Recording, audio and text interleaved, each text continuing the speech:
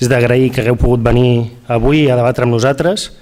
També agrair als diversos representants de moviments socials que també han fet un forat en la seva agenda un dissabte al matí per poder venir a compartir amb nosaltres i a tot el públic en general. Bé, primer de tot explicar que aquesta presentació que la fem avui a Barcelona, com ja s'ha explicat a les meves companyes, la voluntat de la xarxa és un arrelament al territori. És a dir, aquesta és una presentació que fem, però el dia 15, si no m'equivoco, en fem una a Girona, n'hem fet una a Lleida Pirineus i precisament aquesta voluntat d'arrelar al territori, però avui farem concretament de la ciutat de Barcelona.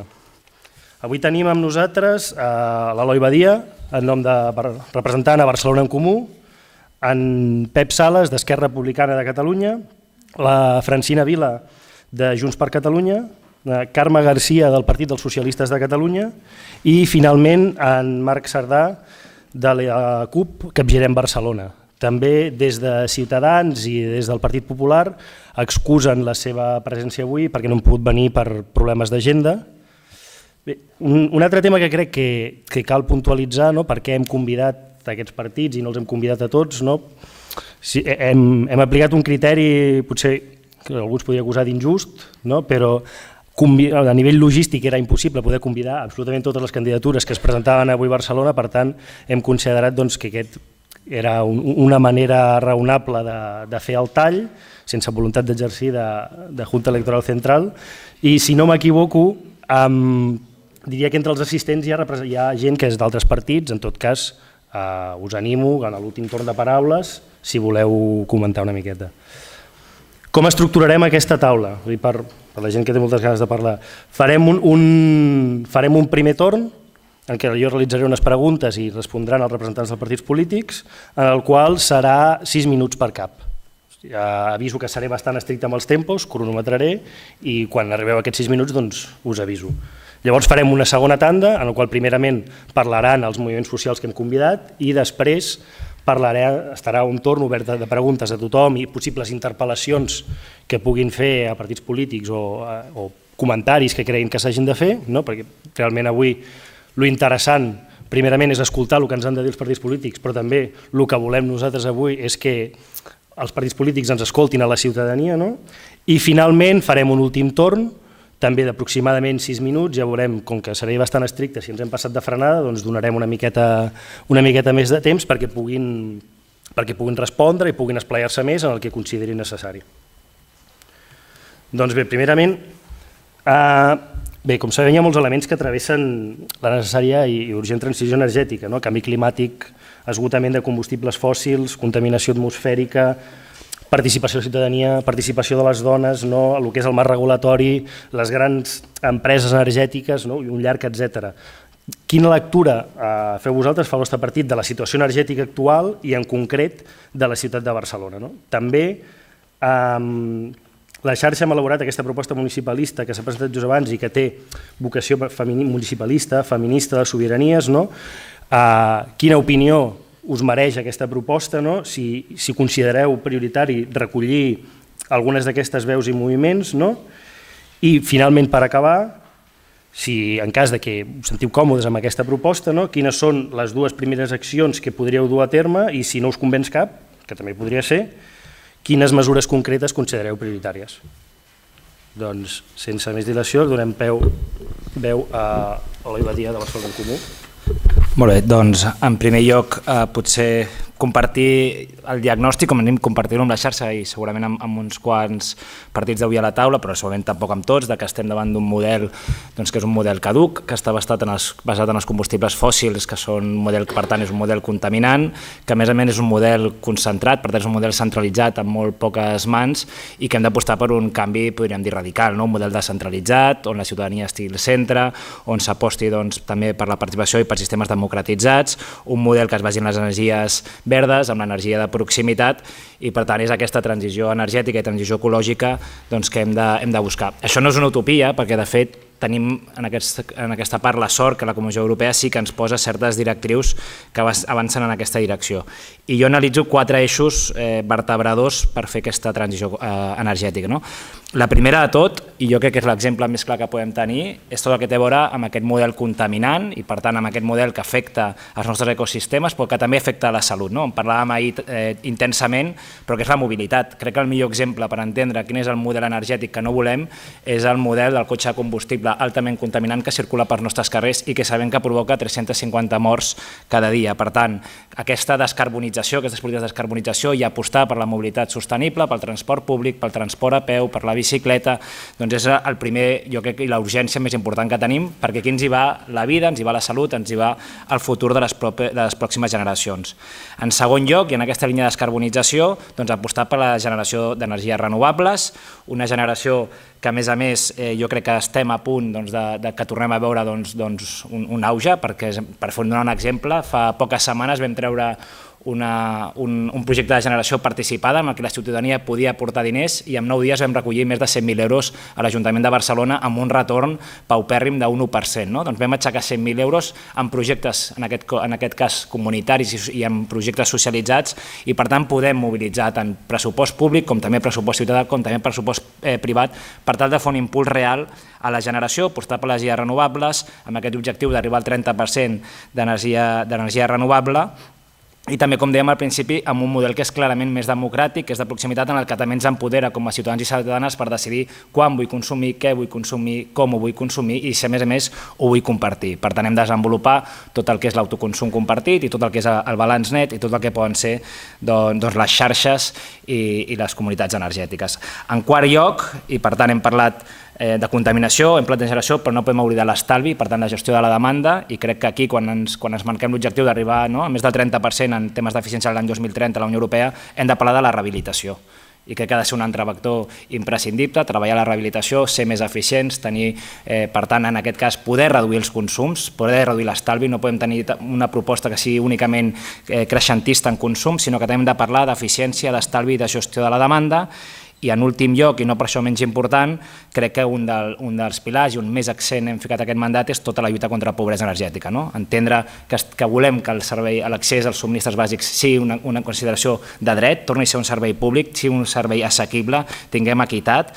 Doncs aquesta nova dimensió que és entendre l'energia com un servei públic, crec que el municipalisme podem ser un bon exemple perquè això torni a ser així. Com sabeu, ens han desenvolupat els punts d'atenció energètica que ens han permès atendre més de 60.000 persones, hem paralitzat més de 17.000 talls, però això no és suficient, ha de ser una política estructural i per tant hem de col·laborar tots i totes a que això torni a ser un servei públic que ja fa massa temps que ho ha deixat de ser.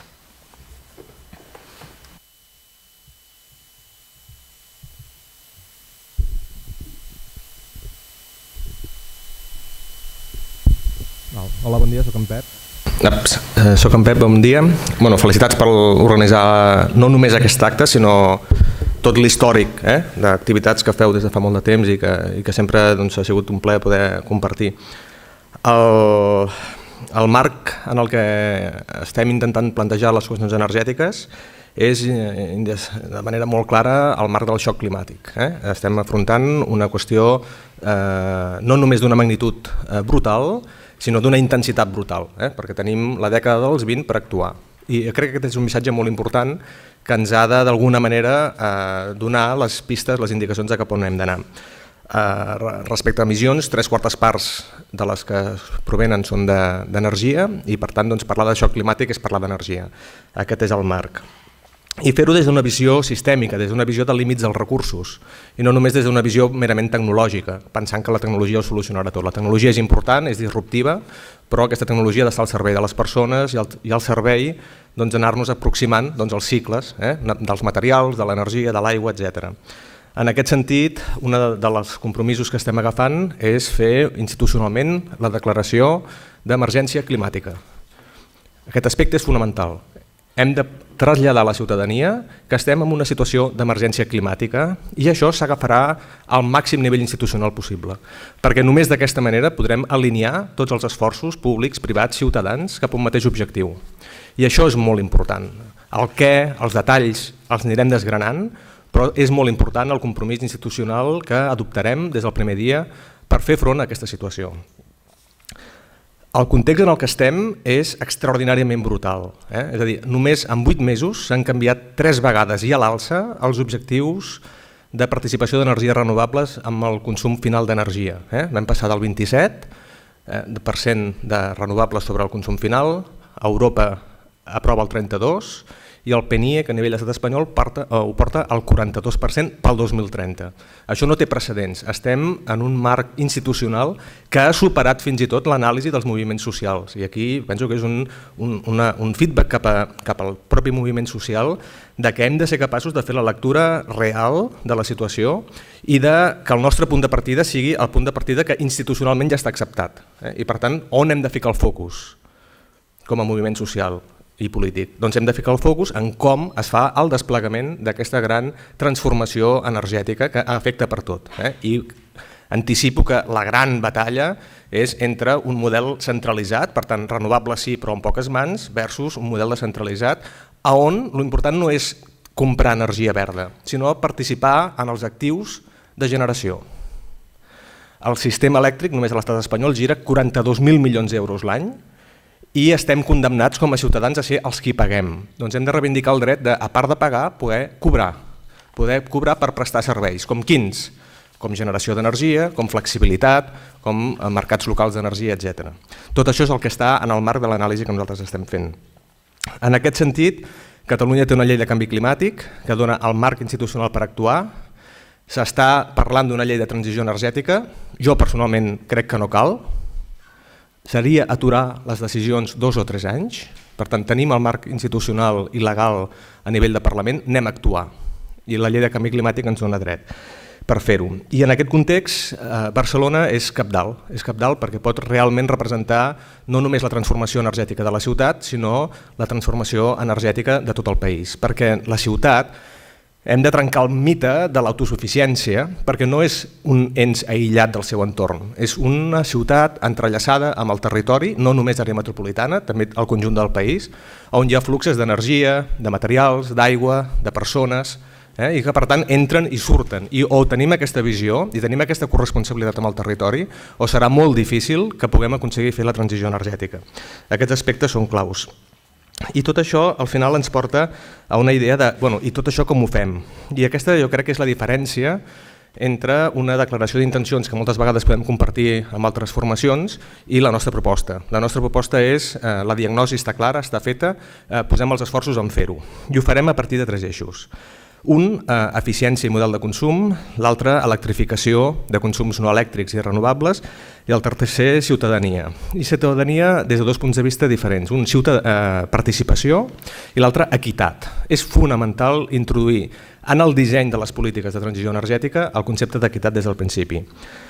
El focus de les actuacions que estem proposant, ara sí en el clau estrictament de la ciutat, és l'edifici com un element substancial a transformar i a veure'l com un element actiu de la xarxa elèctrica. Un edifici per poder reduir la demanda a partir de millorar els tancaments. Comencem per les vidrieres, començarem per les cobertes, finalment rehabilitació, després en podem parlar en detall, electrificació de consums no elèctrics, preparar els aparcaments particulars pel vehicle elèctric. El vehicle elèctric és una oportunitat per treure cotxes de l'espai públic. El vehicle elèctric s'ha de carregar en els aparcaments, no al carrer. I finalment, potenciar la generació, amb la mesura que sigui possible. Si traguéssim tot el potencial que l'Agència de l'Energia de Barcelona ha calculat de fotovoltaica als teulats, només estaríem al 7% de renovables sobre ús final, només o molt, això sempre depèn com ens ho mirem. Per tant, és un camí a recórrer però no és suficient. I després hi ha una sèrie d'accions transversals, a part d'aquestes dels edificis, que un clarament és reformular Barcelona Energia. Barcelona Energia no té sentit que sigui només una comercialitzadora. És el temps? Després podem entrar potser una miqueta més en debat. Només per concloure-ho, passar de tenir una visió purament de comercialització que té el sentit que té que en té poc, per passar a ser un operador realment integral de transformació a la ciutat i a l'àrea metropolitana.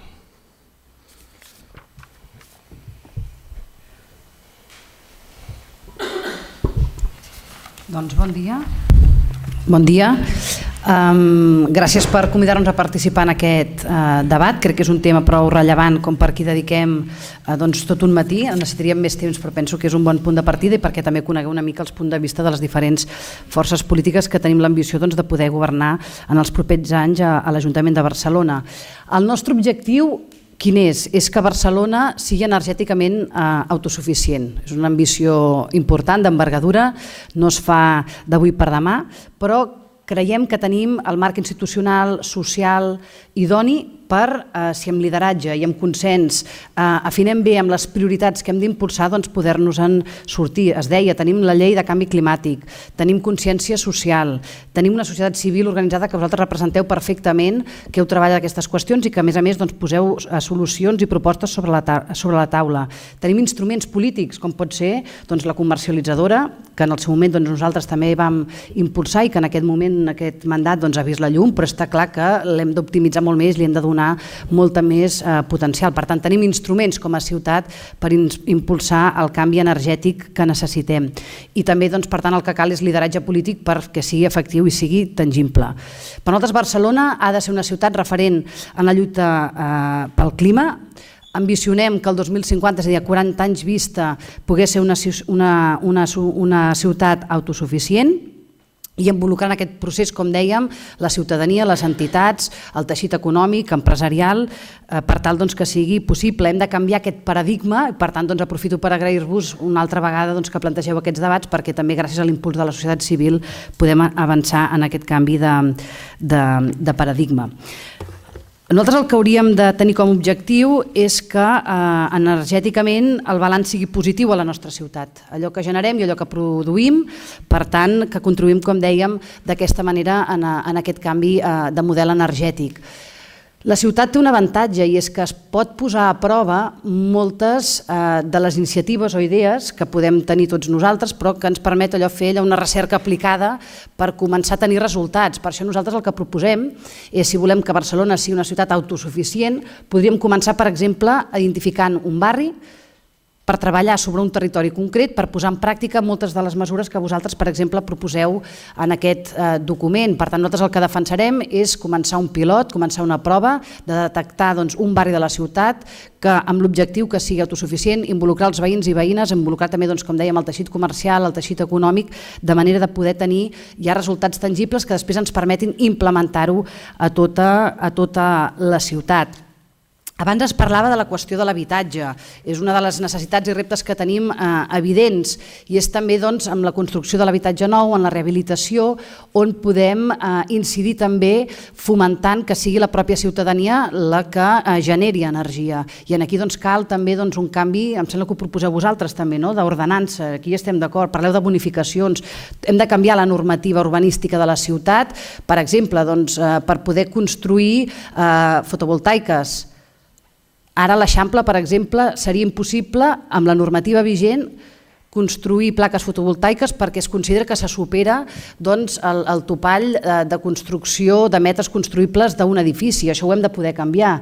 Els veïns i veïnes d'una comunitat han de poder construir fotovoltaiques, les pèrgoles necessàries, sense que això tingui una penalització, sinó que s'ha de poder fomentar. La rehabilitació, exigirem que en tota rehabilitació es prenguin mesures de millora energètica, perquè és l'única manera també canviar la normativa que podem incentivar totes aquestes qüestions.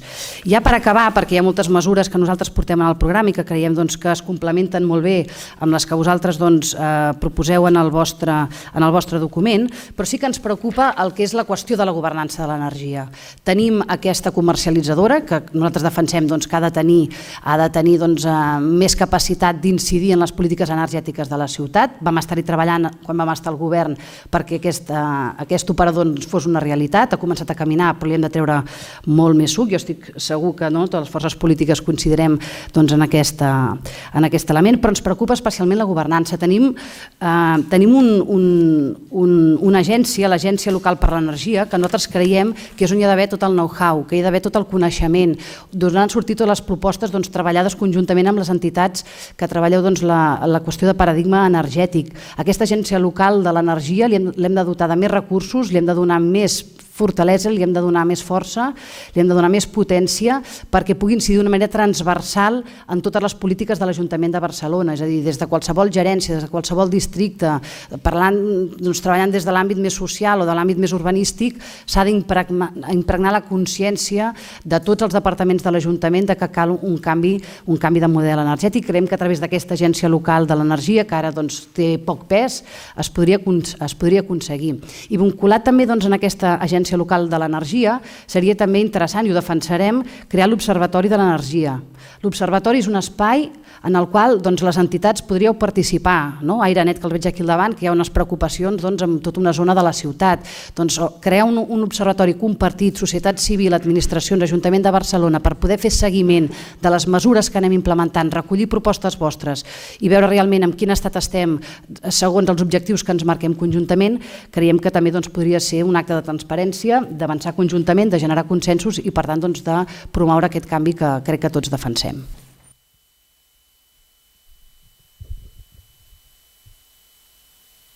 Moltes gràcies.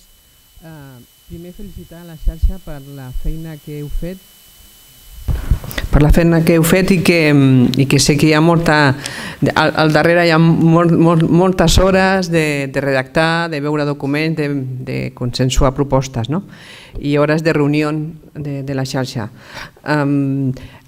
Jo més que, tal com havia vist les preguntes, havia pensat que era més un diagnòstic de l'energia, però veig que també fem les propostes del partit i per tant intentaré anar molt ràpid perquè tenim moltes.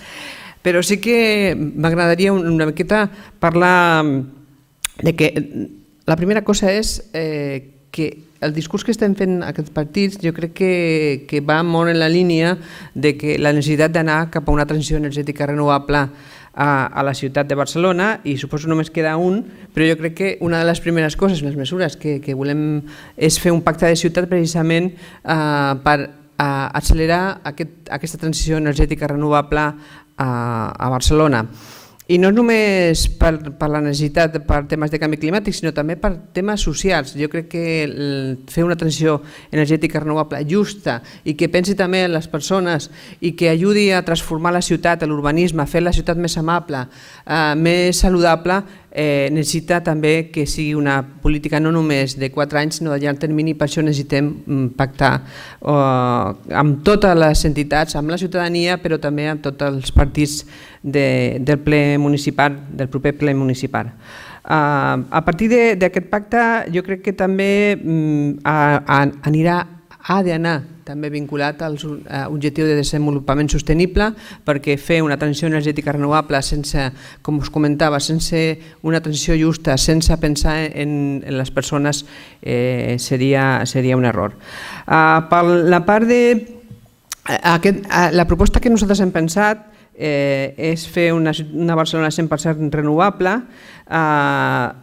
al 2050, ho dic perquè hem de posar un horitzó, però a més amb un model distribuït, no centralitzat, i això és per nosaltres el més important, perquè si reproduïm el model actual centralitzat, fòssil, i fem simplement la transformació a fer un model que sigui amb renovables però que continuï estant en les mans dels oligopolis energètics, creiem que seria una errada. Seria una errada perquè hem de tenir present que la transformació d'una transició, d'una revolució renovable ha d'implicar la ciutadania, i sense la ciutadania seria molt complicat. Per això m'agrada la proposta que heu fet, perquè poseu molt èmfasis en la participació ciutadana i en que les persones han de participar en la construcció d'aquest nou model renovable distribuït i més democràtic, que és el que ens agrada.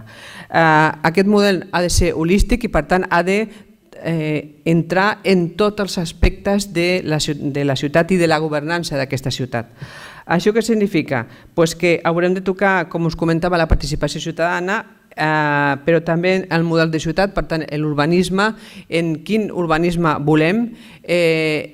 S'hauran de modificar, com comentava la companya, moltes ordenances, no només les ordenances de construcció, també la de passatge urbà, fer una nova ordenança d'energies renovables, etc.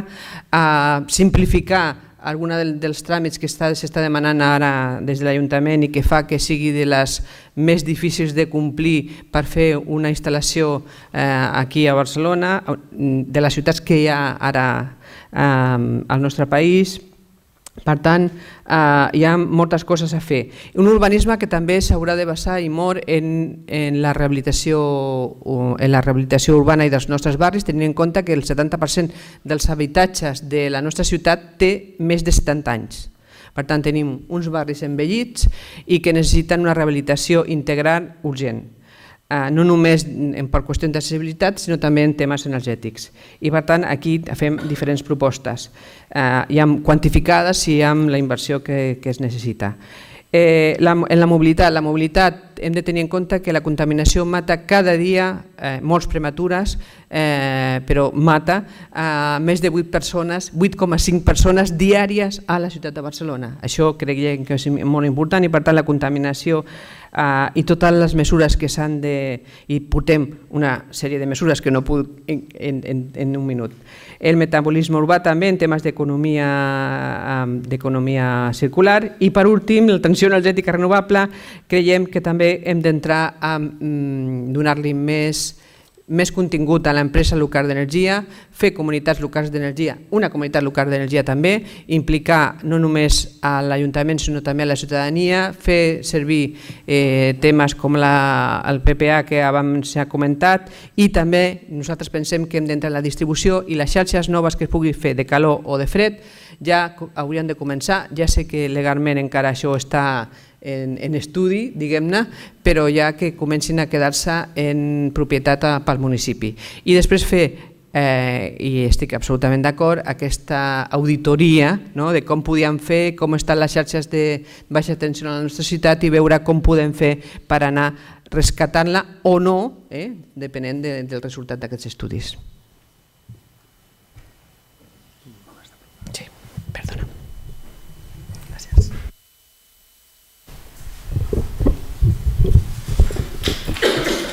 Bé, doncs bon dia. Primer de tot m'agradaria fer dues consideracions i dos reconeixements, un primer per la xarxa i la feina que feu diàriament, però també en els darrers anys. Crec que des de les candidatures d'Unitat Popular totes les propostes que s'han fet des de la xarxa les hem inclòs sempre al programa. Crec que és gairebé la nostra, una mica en temes energètics, és la nostra divisa i crec que és una feina profunda que no només arriba a municipis grans com Barcelona, sinó que a vegades és una eina fonamental per a altres municipis que potser no tenen la disponibilitat tant de persones com tècnica per avaluar aspectes com és l'energia i per tant és una feina que és fonamental, que es fa des dels moviments socials i que com a mínim des de la CUP intentem sempre traslladar als municipis i esdevenir sempre altaveu dels moviments socials. I un segon reconeixement, i com no podria ser d'una altra manera, a totes les companyes i veïnes de la Vall Fosca que segueixen en la seva lluita diària i les seves petites victòries contra Endesa i l'oligopoli energètic a la seva vall per recuperar el que és seu. Crec que la Vall Fosca és un dels exemples, i n'hi ha molts, del que és la crisi energètica i climàtica a la que vivim i crec que és l'element central en el qual ens hem d'aferrar a l'hora d'analitzar què passa a Barcelona. Barcelona és un monstre energètic, és un monstre metabòlic, és un monstre que engoleix grans volums d'energia, però també de matèria, i les engoleix perquè bàsicament vivim en un mode de producció capitalista que tendeix i pretén que consumim cada dia més i més.